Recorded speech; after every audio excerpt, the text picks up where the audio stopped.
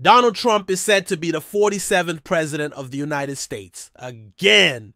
This historic comeback brings huge changes, but how should we be thinking about what's coming next? In front of his fans, Trump expresses gratitude for the extraordinary honor of serving as the 45th and now 47th president. Yes, I want to thank the American people for the extraordinary honor of being elected your 47th president and your 45th president.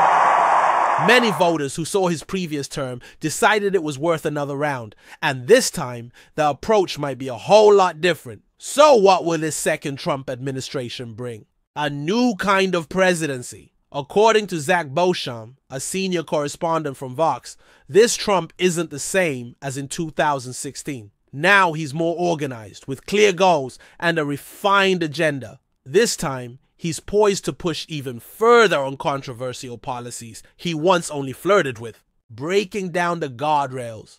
Andrew Prokop from Vox explains that Trump was initially limited by Congress, the courts, and even some of his own appointees. But things have changed. With a more conservative Trump-aligned Supreme Court and a stronger backing from Republicans, Trump plans to weaken the civil service guardrails. An executive order could allow him to reclassify thousands of government positions, giving him power to replace neutral civil servants with MAGA loyalists. A new approach to immigration. Nicole Nerea, Vox's politics and immigration correspondent, says Trump's immigration stance has shifted from building the wall to focusing on mass deportations within the U.S. If implemented, his plan would involve extensive law enforcement and coordination with states like Texas and Florida. But the impact would be huge, potentially affecting communities where people have lived for years. Presidential immunity and the Supreme Court.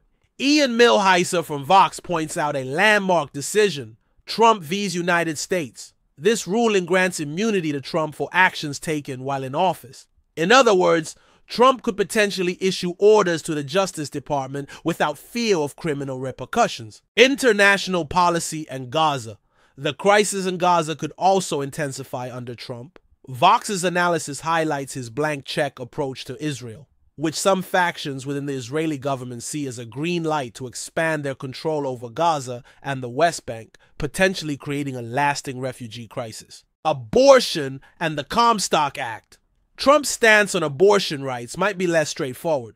Rachel Cohen at Vox suggests that while a federal abortion ban isn't likely, Trump could revive the Comstock Act of 1873, restricting abortion-related materials in the mail. If enforced, this act could severely limit abortion access across the country. Tariffs and economic nationalism.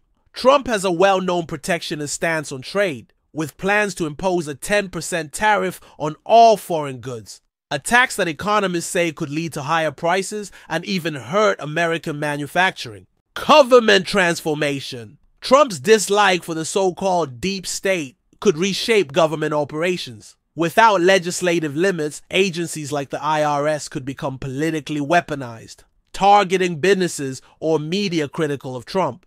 Donald Trump will once again take office. And this time, it's not business as usual. Will these changes bring America closer together or create more division? As always, I'll be here to break down these critical developments. If you found this insightful, please like, subscribe, and join us for more analysis on the future of the country.